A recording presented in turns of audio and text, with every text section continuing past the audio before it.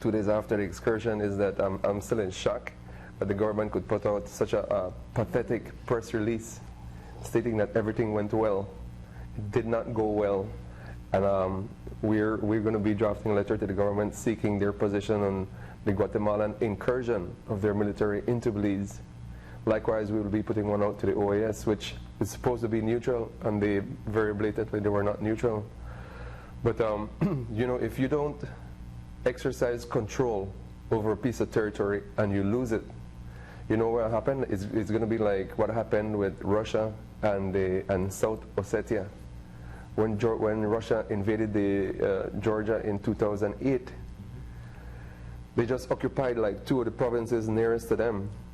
And once they had possession of it, then they sent in peacekeepers. And then time Georgia is like the tumble over backwards and can't fight against Russia and everything. And the United States came in, the Organization for Security in Europe came in, and they drafted these peace plans. And they told Georgia, you sign here, Russia, you sign here, and they did. But you know what? The status quo changed. Georgia lost those 2 provinces, and they're occupied by Russia now. And the same thing would happen to the Sarstoon if we don't exercise control over it and take possession of it.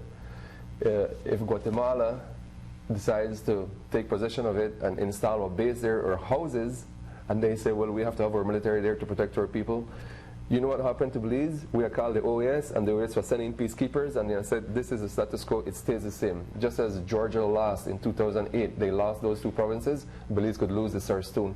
So the next step is big. The government has to go back. We have to go back to Sarstoon and around that island again, so the Guatemalans don't take it. You know, if you don't lose it, if you don't use it, you could lose it.